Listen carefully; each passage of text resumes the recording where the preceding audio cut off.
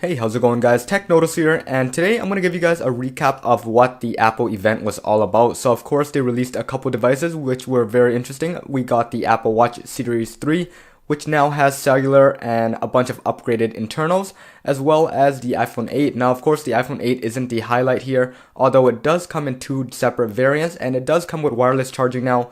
Nothing has really improved otherwise. Pretty much you got the A11 Bionic chip. And otherwise, it looks pretty much exactly the same as the iPhone 6, iPhone 6s, iPhone 7. So, other than the glass back and the wireless charging, you guys can see in the video right there, we pretty much have a pink on pink right here. And it's pretty much the same right up there. So if you scroll down a little bit, they just go over all the pretty much the simple things that has been upgraded with the iPhone 8. And in all honesty, nothing has really changed. Display is pretty much the same. Pretty much the regular Retina display, and there's going to be a super Retina display that I'll mention in a few moments here. That's going to be coming with another version of the iPhone. So again, it is water resistant just as the iPhone 7 is, IP67. So IP68 hasn't arrived with this model yet. The back is completely all wireless and is all glass, which is very nice, and it still comes in a 4.7 inch and a 5.5 inch Retina display. Now here's the highlight, guys. The highlight is the iPhone X. So in the keynote, Tim Cook pretty much mentioned that it is an iPhone X, and sometimes he does mention that it's an iPhone 10. Whatever it is a full display device. You guys can see here, and of course, this was all speculated and all leaked previously in the last couple of weeks. What it's gonna look like. You do have the two ears right up top here, which it does look exactly like that, and the device has been upgraded quite a bit. So you guys can see here once I tap inside. Of course, the pre-order is available on the 10th or the 27th, and it's going to be available on November 3rd. So just keep in mind that's the date that you guys want to take a look at. So right on the splash screen here, you guys have an X, which pretty much represents the iPhone 10. Now if you swipe down, it transforms into the iPhone 10 with the full display right here, which looks very sexy in my opinion. And scrolling down a little bit, you guys got a little bit more of the screen, and that's what they're going to be highlighting. The little top bar right here is going to be all the sensors and all the cameras taking care of Face ID. And talking about Face ID, guys, it's going to be replacing Touch ID that we pretty much grown to love. And Face ID, honestly, is probably not the best alternative right now.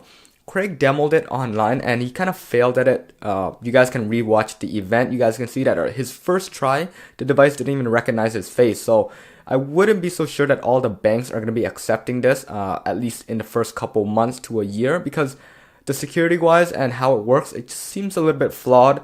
I don't want to be looking at my phone or lifting it up to my eyes every time I want to do a payment. He messed it up when he pretty much picked it up to his face trying to unlock the device, and it wouldn't recognize it. It wants him to redo it again. So again here, now talking about something else, we're going back to the display. So the top side is for the signals and the battery life. The other side is for the time. And these aren't dynamic as I can see right now. Of course, the home button is gone now. You guys have the little bar at the bottom, which they did demo in the event where you swipe up. That's how to get from the lock screen into the home screen, and how to get from apps back to the home screen. Now, this is going to be a 5.8 inch Super Retina display. So you guys take note of the Super Retina display. This is roughly 400 and I can't recall, but 436 pixels per inch. So it's going to be very, very clear. It's going to be on par with devices such as the Samsung Galaxy S8, and probably even better because they did mention a lot of their OLED technology that it's going to be very much improved compared to any of their competitors. And here's just scrolling down a little bit, you guys can read here that it's going to be a 1,000,000 to 1 brightness contrast, and a little bit more about Face ID. So previously with Touch ID here, once you click the Touch ID, the home button, it lets you in, and that's 1 out of every 50,000 users that would be able to unlock your device. Now it's going to be 1 out of 1,000,000. So this is just numbers coming from Apple. There's no real nothing they can back up to prove this is real, but we'll just listen to them. I wouldn't say that Face ID is something new. This has been on a lot of Android devices. They just don't call it Face ID. And here we got the surgical stainless steel.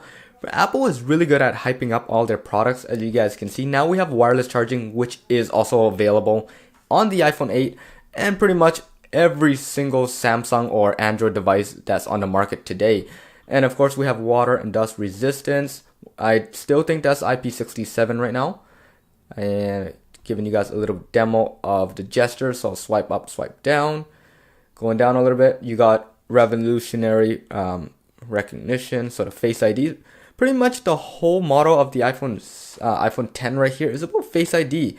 And they gotta really highlight this because honestly, Touch ID has been so good to us that Face ID just pretty much honestly just looks like shit right now.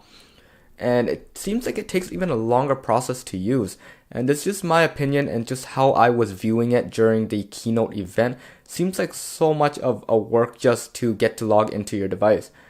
And just scrolling down a little bit, yeah, they're highlighting the new camera, which really doesn't do anything. It's just vertical for some reason now.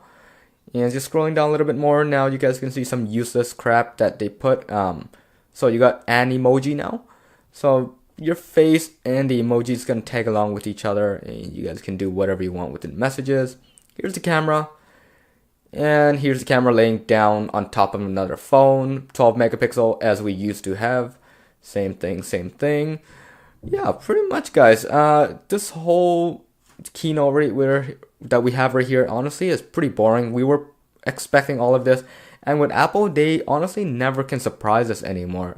The leaks come out like way ahead in advance. And yeah, and scrolling down here, you guys can see some multitasking bars.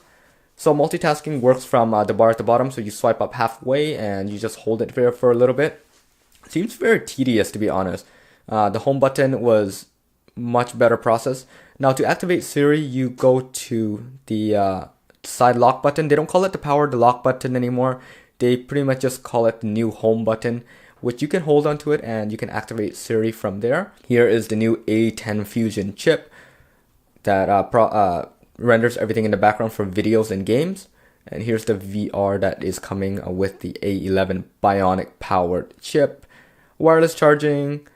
And they pretty much introduced this whole useless thing that if you guys watched the keynote, you guys started laughing. It's pretty much a QI charger, just in a big form. And they call it the AirPod or something like that, which is ridiculous. Like they're trying to make their own charger and calling it something like super revolutionary, which it's not. Anyways, guys, this is it for this overview. If you guys want anything else or if you guys want to laugh along with me, just let me know.